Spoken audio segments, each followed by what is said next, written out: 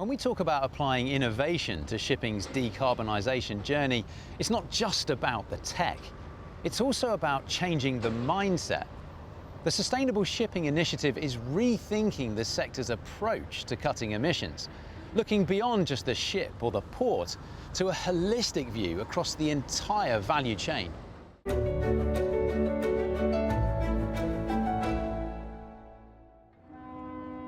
Almost all world trade travels by sea. And though shipping is a key sector for the global economy, it has stayed below the radar in terms of its sustainability. The Sustainable Shipping Initiative, or SSI, wants to change that. The focus in shipping has not necessarily been so strong as other sectors on sustainability and its role in global sustainability. And our vision helps put the spotlight on those issues that need to be addressed. Our focus in SSI is, if we're to be sustainable, we have to consider all aspects in the life cycle. This is not just about decarbonisation, which of course is the big hot topic in terms of shipping aligning with the Paris Agreement, but it's about the economic, social and governance issues as well.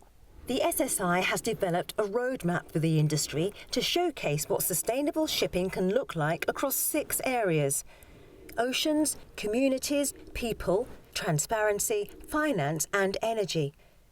The organisation has grown since its inception in 2010. Lloyd's Register was one of the founders of the Sustainable Shipping Initiative 11 years ago. It now has over 15 members spanning the entire shipping value chain. They include ship owners, banks, environmental NGOs and others.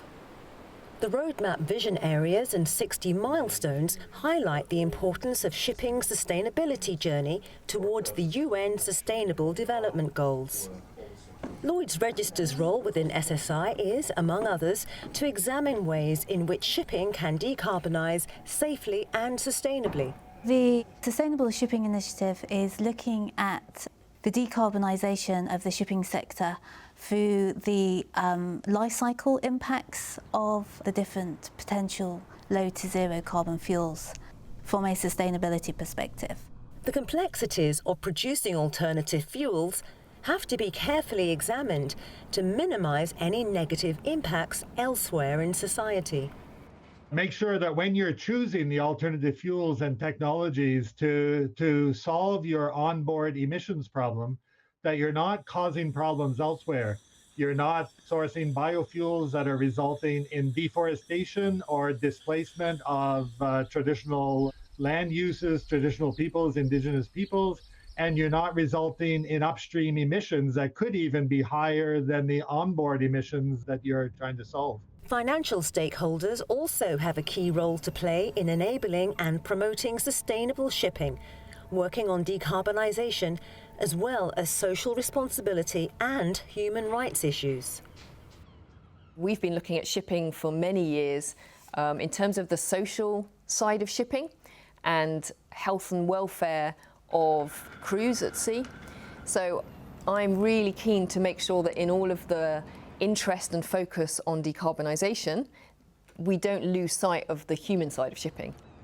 SSI believes that creating a sustainable shipping industry is a shared responsibility. All parties agree that collaboration and forward momentum are essential to driving change through the industry as quickly as possible. You can't do this alone.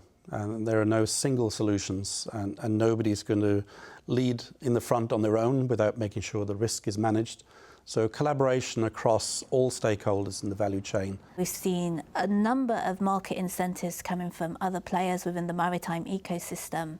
So we've seen customers such as charterers and investors, the finance community, really starting to understand the climate risk of their operations, and so they're starting to put in place mechanisms to drive lower carbon shipping. We expect all of our shipping clients to be able to calculate the carbon intensity of their shipping fleet and the climate alignment of their fleet. Recognize that you're part of a global economy that has to decarbonize by around 2050. Otherwise, we're going to push warming to a degree that is going to be very disruptive, and we won't even have the kind of global economy you've been counting on to demand your services. Shipping has got to go green. We have got to put resources and momentum and collaboration into moving the industry towards net zero.